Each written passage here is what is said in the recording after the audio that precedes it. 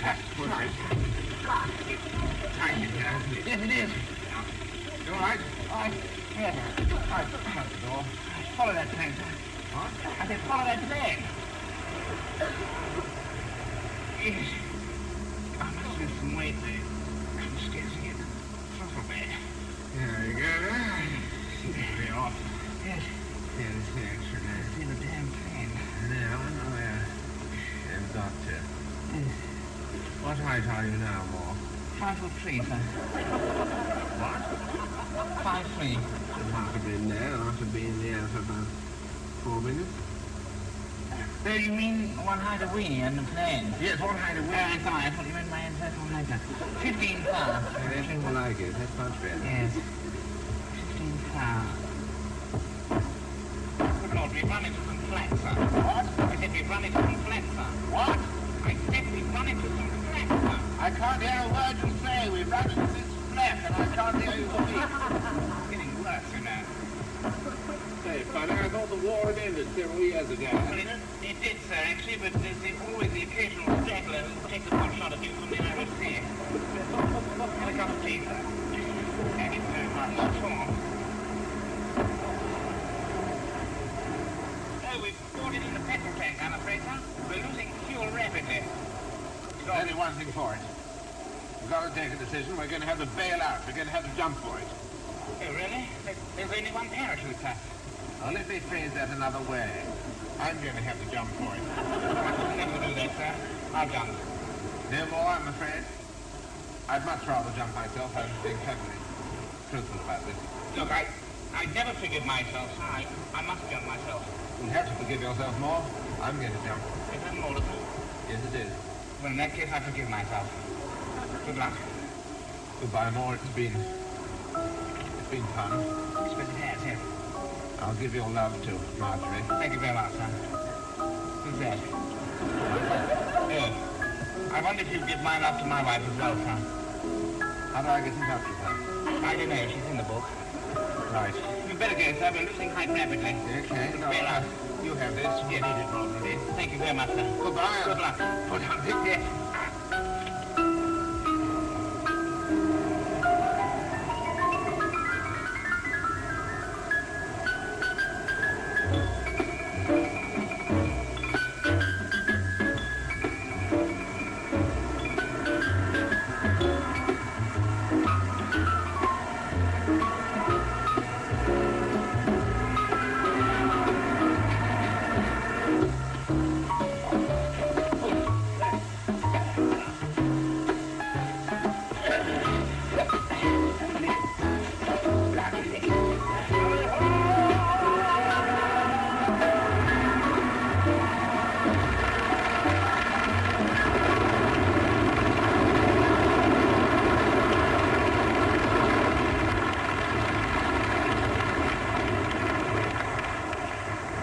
Good evening.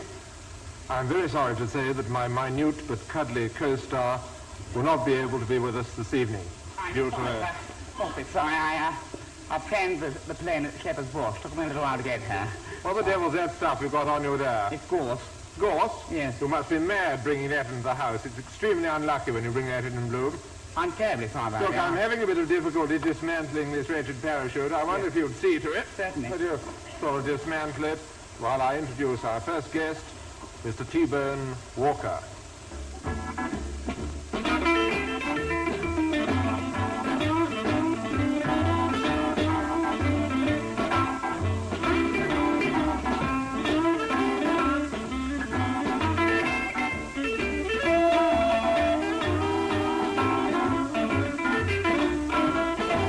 Hey, baby,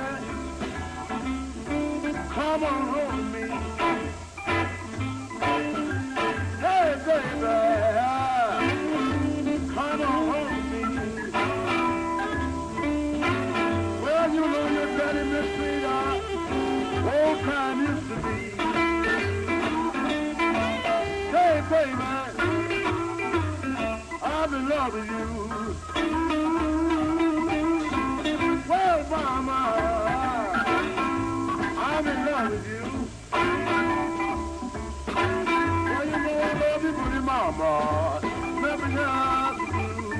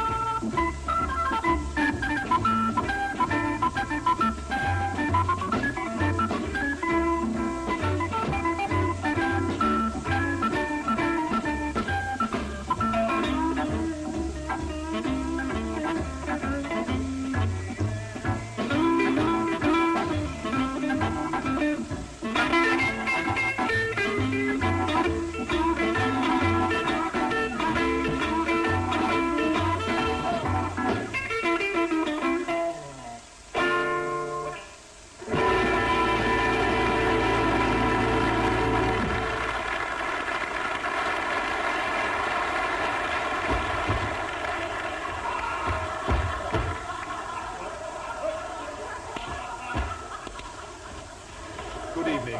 Here in the studio tonight we have Mr. Danny Goff, the boxer who has turned portrait painter, and who is having his first show in London's Cruise Arena this week. Mr. Goff. Mr. Goff? Mr. Goff, could I carry your way for a moment from your... Would you like to sit down for a while? Thank you very much. Good. Thank you. Mr. Goff, I'm particularly interested to know what led you to leave the ring and enter the highly competitive world of portrait painting. Well, it was about 2 years ago. I was fighting Killer Kane, and I'm afraid I wasn't altogether in trim, you see. I had a few pints of Vinrose before the night, didn't I? And he got in with a left in the third round, right on the button he got me, so I went down. As I was sort of lying there, wasn't I? It was fine after. Yes. I was lying there and I saw this thin trickle of blood coming out my left nostril onto the canvas, and suddenly I become aware of what I had in me. Blood, that is. No, I mean, no. No, it opened up a window in my mind. My vistas was enlarged. I didn't know that. Yes, very painful too. And I saw a whole new world of creativity in front of me. And I've been on the canvas ever since.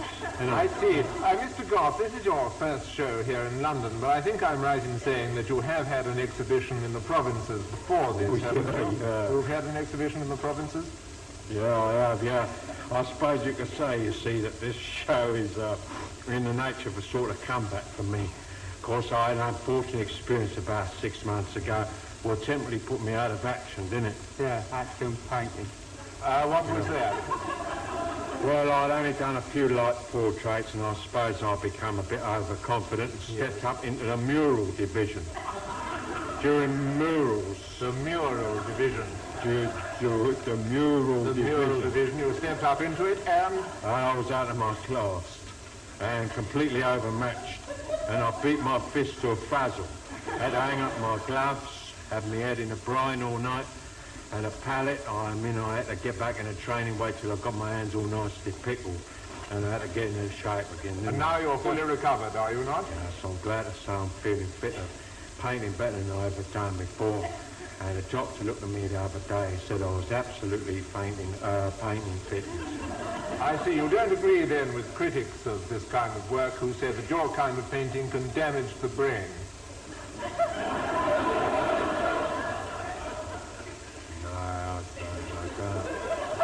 Definitely don't say that. You wouldn't agree with that. I notice you're wearing these rather thick pebbled glasses. Isn't that in any way connected with your painting? Well, that's because I've got myopics of the eyes. I've got myopics in the eyes here, and they also help to, you see, to stop the paint coming in the eye. When I'm jabbing up, this hand, jab out like that, with a handful of paint, it sometimes splash back in the you wear these things to protect your myopic. Yes, otherwise I get what is known in the boxing circles as paint in the eye behind the myopic. Yes. Of course, I believe a lot of painters have in fact suffered from this similar disease, have they not? Tintoretto, wasn't it? I believe Tintoretto was astigmatic. Oh. Yeah, well, I heard that too.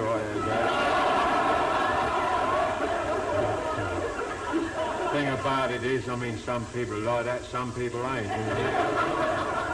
Myself, I prefer birds.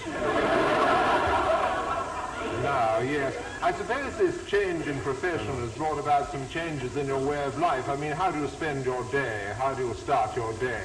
Well,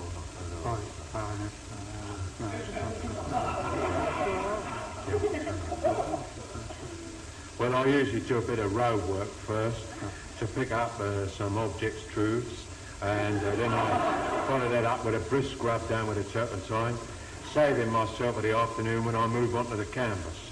I see. These sitters of yours, how long does it take to do one of your portraits?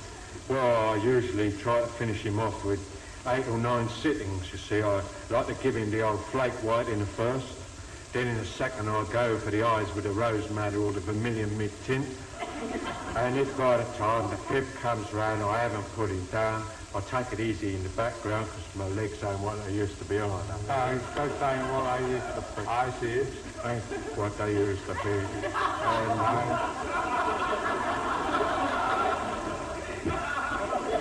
And what do you do then? I'll finish him off in an 8 with a palette knife. I see. This must be a fairly exhausting work, I imagine, this sort of heavy schedule. Sure.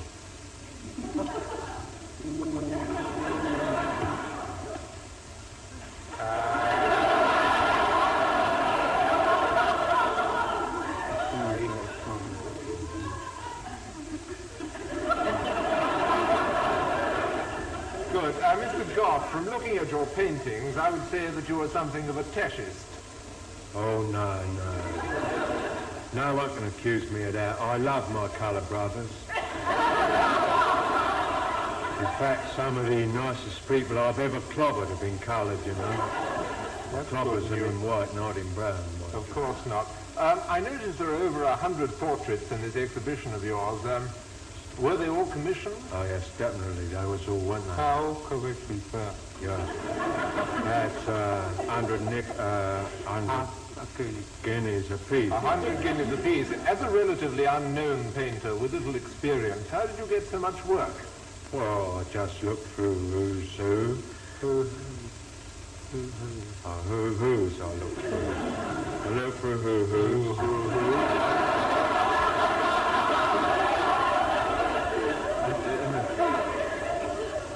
And I try and find a likely sir, and I knock on the door. He cases it first. I'll come and knock on the door. Yes. And I ask the likely sir if I could capture him on canvas and immortalise him in oils.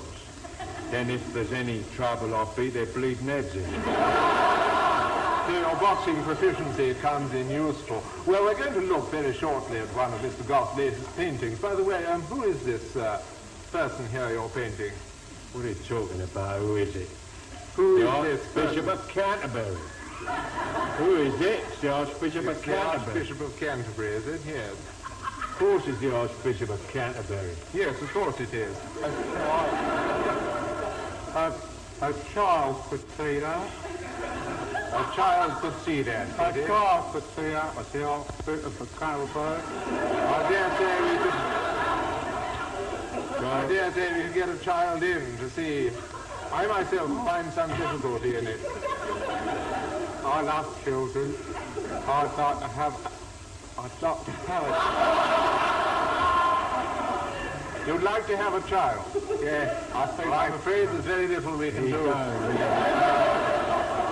in the studio tonight. Crazy words, right? What he means, they'd like to have a child in here so they can see it to show Burks like you.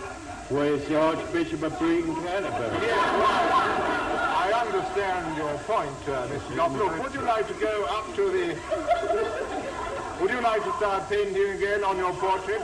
It's all right, isn't it? You're going to do a little painting so we can see your work. Thank you very much, and God rot you. Where's the car? Right. Now, I want this to be a nice clean work of art. Well, I say paint, right? Keep your avant-garde up. Right.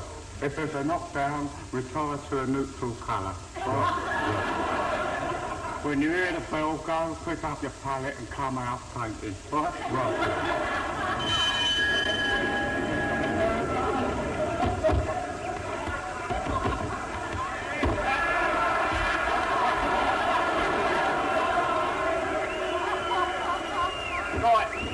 Sign it. Sign it.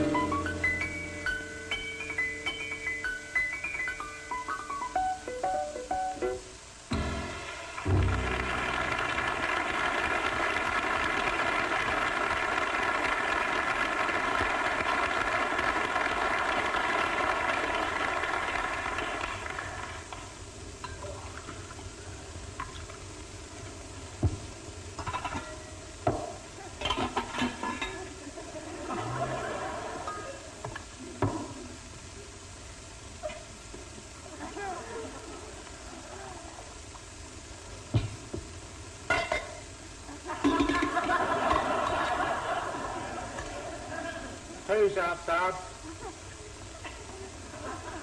Who's up? Papa. Fair enough. Here. Here, did you put the sugar in before the milk? Yes, I think so, yes. You better stand up, close your eyes, turn around fast while I throw this lot out the window.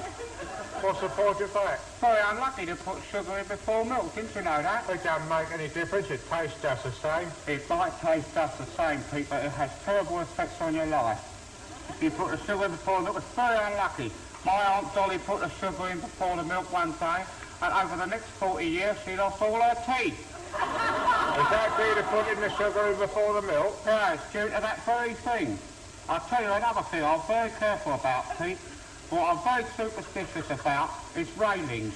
Whenever I see railings, I know I'll have to count them, otherwise it will be unlucky. And something awful will happen to me. For instance, when I go up the Merry Fiddlers to have a couple of pints, Yes. when I come back, you know them railings that stretch all the way back From the Merry Fiddlers. from the Merry Fiddlers to our door, I have to count every one of them. Now, the other day, last Friday, I was just getting to number 493, and I saw Mrs. Taylor across the road. I said, "Hello, Mrs. Taylor. How are you, Mrs. Taylor, dear?" Gave her a wave. I turned back, I lost my place. I thought, I can't risk it. I can't risk going wrong. I've got to bus back to the Merry Fiddlers and start it again. How many railings are there, Dad? 593. That's very interesting. It should be exactly that number, isn't Yeah, it? totally. Yeah. There must be something in all this occult business, you know. Yeah, superstitions and that. Superstition, spiritualism and all of that. You remember my Uncle Bert? Very vaguely. That's how people remember him. Very vaguely. My Uncle Bert. Well, one day he was in the kitchen. He just finished having tea, you know, like you or me. And he just taken the milk back to the fridge. Just about to place the milk in the fridge when suddenly this black cat ran in front of him. Well, of course, what he should have done is stood on his head, drank the milk backwards and crossed himself to avoid the evil spirits. But he was very late for the pictures, so he didn't take any precautions, and sure enough, 7 years, 4 days and 3 months later, he was run down by a bus. Just shows you, Pete, you see, you can't ignore the omens. You mustn't ignore the omens, Dad. Of course, Uncle Bert, he used to dabble in the occult, you know, especially during the warm weather. I remember once, it must have been the summer 1953, a blazing hot afternoon. I just come down the stairs and I went into the sitting room, and there was Uncle Bert sitting there with all the heavy velvet curtains drawn. Do you remember those heavy velvet curtains he used to have? Very vaguely, yeah. Yeah, they were drawn, you know, fairly distinctly, and he was sitting there in the dark. So I said, "I'm sorry to disturb you, Uncle Bert." He said, "No. Come on in, Pete. I'm looking into the secrets of the future." So I sat down. He had these amazing tarot cards with him. You know the tarot cards? He was taking one tarot out after the other, throwing it on the table and predicting the future, Dad. It was quite incredible. He said, during the next 10 years, an amazingly important event will occur. Sure enough, 4 years later, World War II broke out. And that wasn't the only thing. Do you want to know what he said as well? What? He said the weather is going to be unpredictable. He predicted that years before it happened. Through the tarot cards. It's wonderful. Of course, you know, Pete, all these superstitions and things have their origins in the Black Ages, when people wandered about in a state of ignorance and unrest. Of course they did, Dad. That was a time when strange spirits were abroad. Oh, we had some here as well. Oh, yeah. The medieval times. Yeah, of course. And the hand of the sinister unknown and the fear of Lucifer and the dark spirits was on everybody's heart. Of course they were, Dad. There's lots of witches about in those days. Yeah. Do you know about witches, Dad? No, I don't, Pete. In medieval times, when they suspected someone of being a witch, Dad, the villagers used to seize hold of her and get lots of string and tie it all round her and then attach pebbles, what they found in the forest nearby. And then the elders of the village, well, not absolutely the elders because they're too weak to do it, but the youngest of the elders, the sort of... Middle Ages. The Middle Ages, as they are called, used to grab hold of the alleged witch and thrust her in the pond, you see. And if she floated, they knew that she was a witch, and they hauled her out and waited for her to dry off and burnt her. What they do if she sunk? Well, if she sunk and drowned, that meant she was innocent, you see. Rather a poor deal they had, the innocent witches. Of course, nowadays she'd be tried by a local magistrate, which would be totally different, wouldn't it? Yeah, we've come a long way since those unenlightened times. Of course we have, so we've come miles since those times. Wouldn't have that sort of cruelty, would we? No, we wouldn't. No, of course. Do you know, Pete, actually, it's interesting, it's because the whole business of the dark regions of the mind has always fascinated me. Do you remember Bert Woolley? No. You see, nobody remembers him. Well, he was in the war, he was in the trenches one day, you know. Yes. He was fighting on the front, and he was polishing his rifle one Christmas, and suddenly he cut his finger on the viewfinder. And you wouldn't believe this, 3,000 miles away in Glasgow, his mum, in the middle of the night, woke up in a cold sweat, sucking her thumb and saying in a voice that was scarcely her own, Pete, "My little one has been injured. My boy has been damaged." Yeah. That's telepathy, Dad. Is it? That's all it is, that's telepathy. I'm telepathetic, you know. I can tell what people are thinking. For example, you think of something, I'll tell you what you're thinking. I bet you can't. Of course I can. Shut your ass and think of something. Right. You thought of anything? No, I can't think of anything. Well, think of an apple. Right. No, don't think of that, because I told you. you Think don't. of something similar to that. I find it hard. Have you thought of something? Yeah. Right. I'll tell you what it is. I believe that you're thinking, I bet Pete can't tell what I'm thinking. How did you know that then? I stood out a bloody mile, Dad. I can read you like a book. A bloody boring book it is as well. It's amazing, you know, Pete, to have those sort of powers. Of course, do you ever get the feeling that the hand of a nameless dread is clutching at your heart? You mean intimations of unbelievable horror? Yeah. Yeah, I get that in the afternoons quite often. When I'm coming home from work in the twilight, by dusk, you know, and the street is deserted, and I look down and I see the cracks of the pavement, and I know full well that if I tread on one of those cracks, a great big bogey man is going to come out from behind the dustbins and carry me off to his mountain lair and tear me rim from rim. That's terrible, Pete. That's terrible. I used to get that very feeling when I was a little boy, you know, because my mum used to say to me when I was a nipper, she used to say, "Dad, don't you dare go near number 49 Lymington Crescent. Yeah. It's an evil place. Don't you ever go anywhere near that." Yeah. So, of course, I was a curious lad. And one day after school... What? I remember that. You were a very curious lad. Yeah, I thought. Funny you should remember that, Pete. And one day after school, I went along to 49 Lymington Crescent. I went with Roy Taylor and Michael Austin. And we come to the gate, we opened the gate, and we started creeping stealthily up the gravel path which crunched under our feet. Crunch, crunch.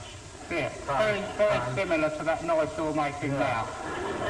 And then we crept our way stealthily across the lawn, squashing the rotting apples that were lying there.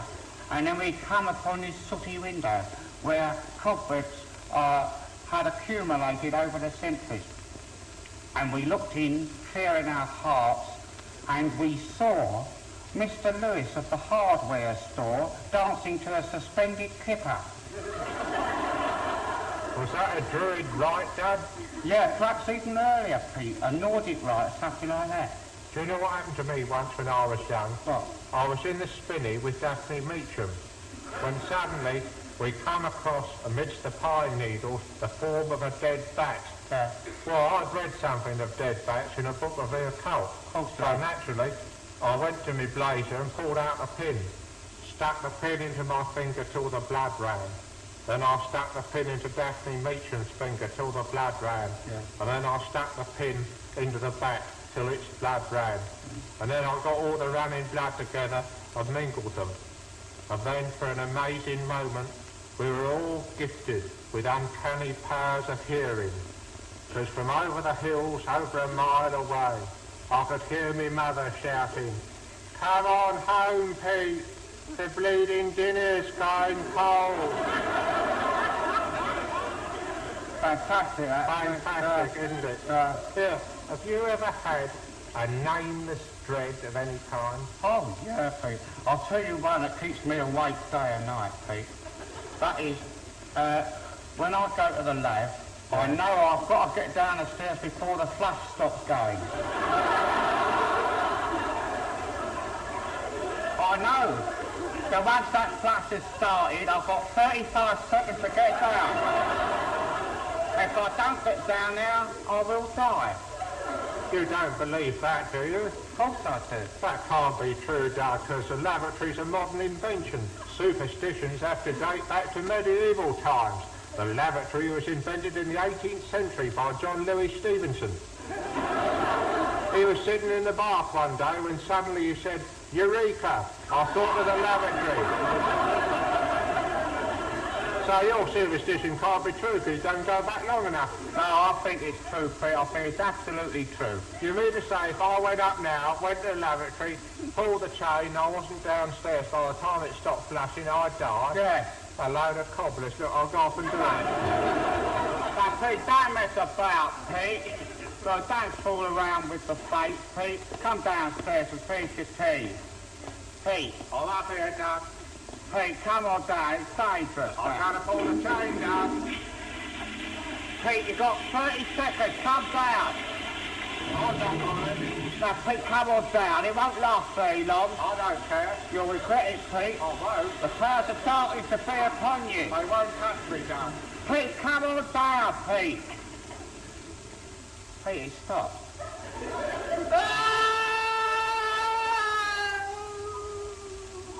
Pete, what's happened? I've crossed the threshold of the dead, Dad. Pete. The dark powers have got me, Dad. I'll come and haunt you in the lab, Dad. From the rising of the sun to the going down of the same, I shall not forsake thee. Well, it didn't count that time, Pete. I had my fingers crossed.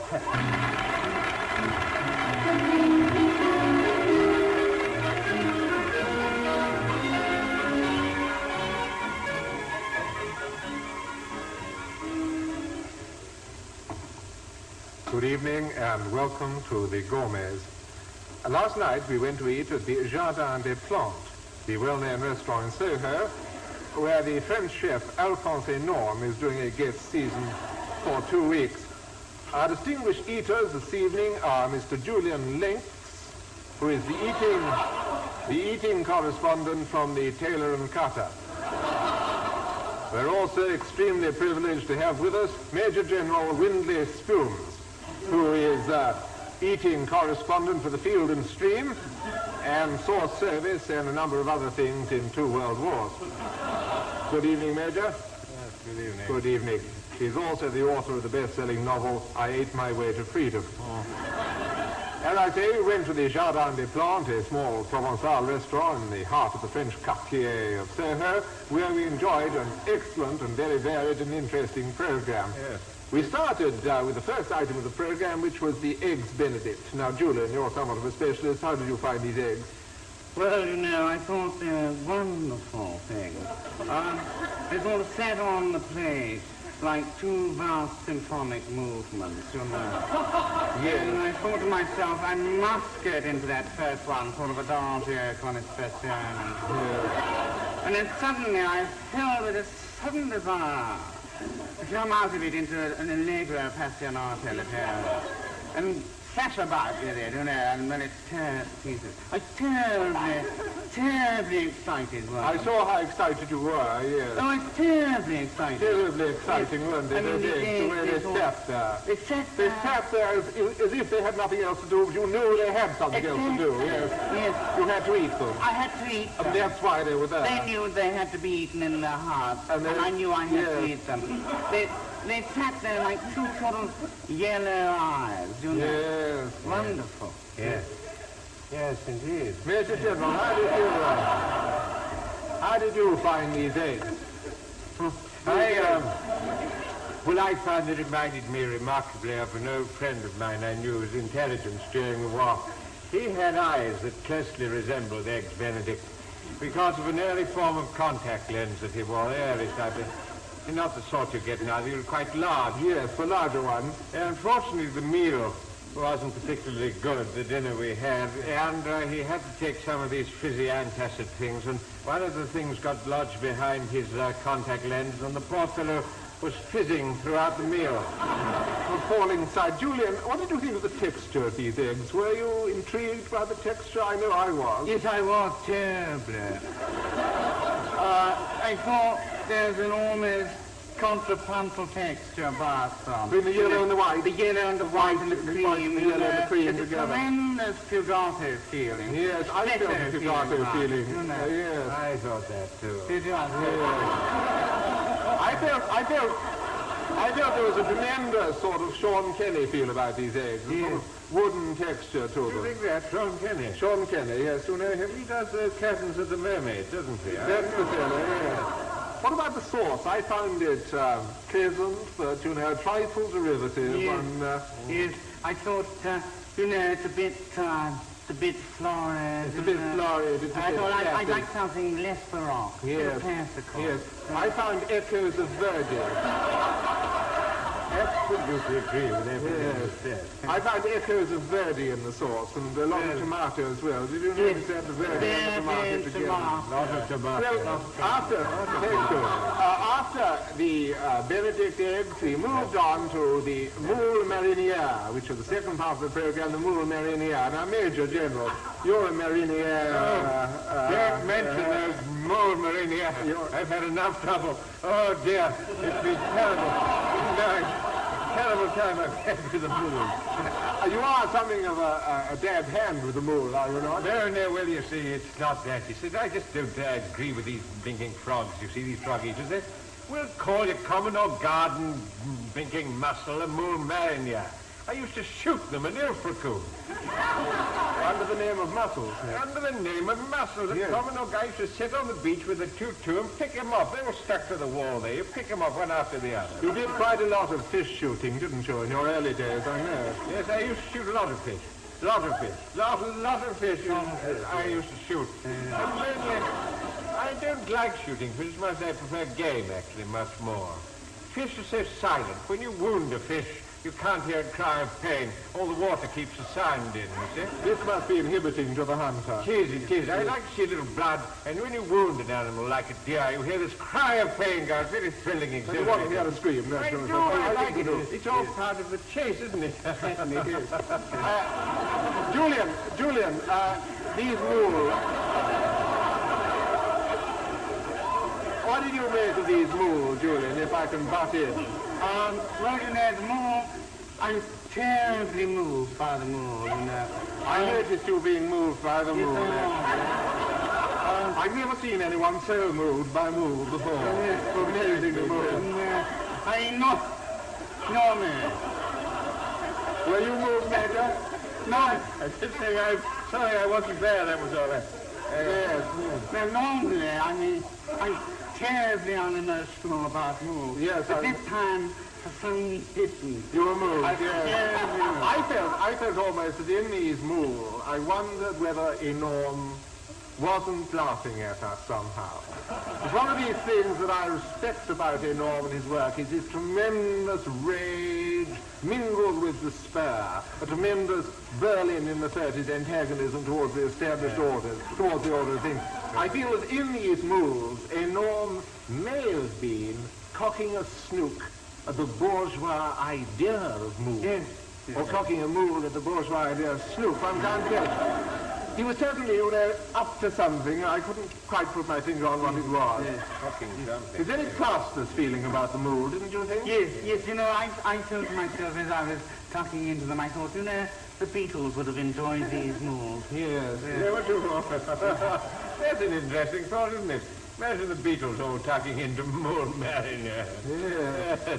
I suppose, mind you, I don't suppose this will get out in the book, but I mean, if the Beatles were to tuck into a few more, they might have, after, a bit of a hard day's night.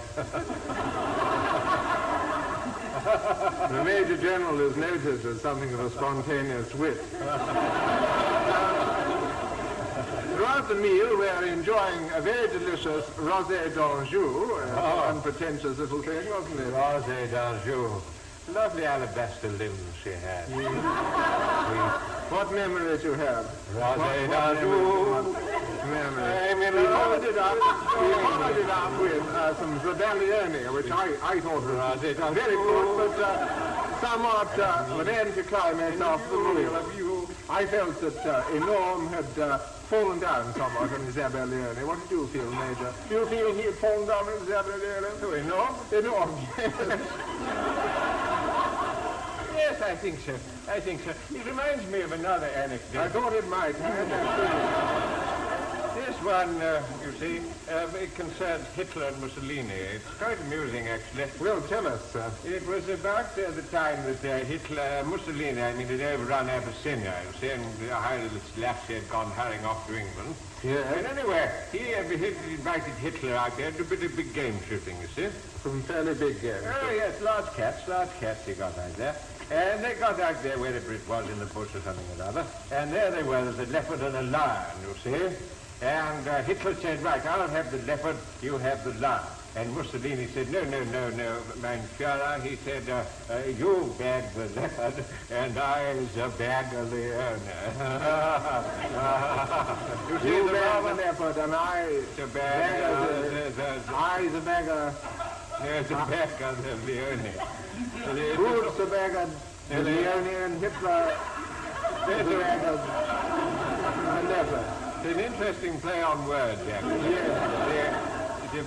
He used to bag as the... The Major General is noted for his after-dinner speeches, and they are indeed avoided up and down the country. I think the time has come now for the mystery food part of the evening, in which our distinguished guests put on the masks and attempt to discover the identity of a mystery food. Yes. Have you got on the masks? Yes. I think the food is already in the soundproof booth, and we're ready to start.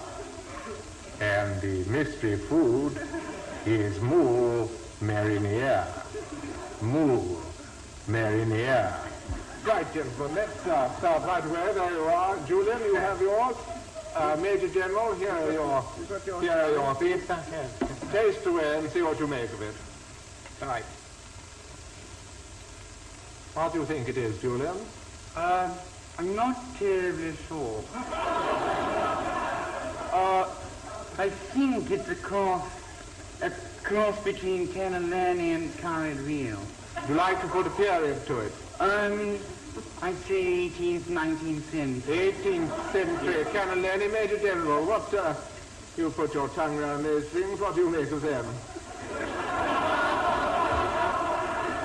Sweet Rosie Azul. God, it's a more merry, the nasty screams, the screams, quick, that, I'm afraid, is all we've gone for. Goodbye from Julian Lane, Major General Windy Spoon, and all of us here. Next week we'll be visiting Ensenhall Sanatorium. Good night.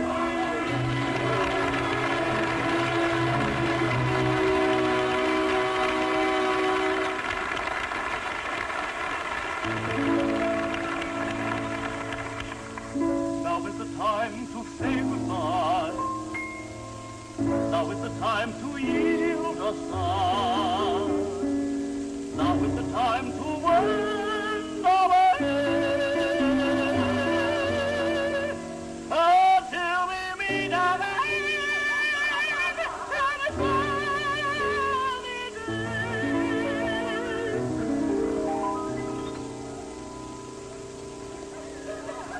Goodbye,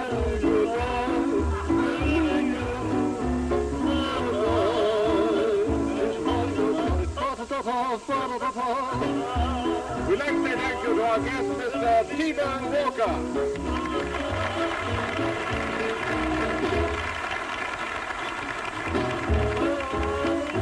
Special thanks also to our guest, Peter Sellers.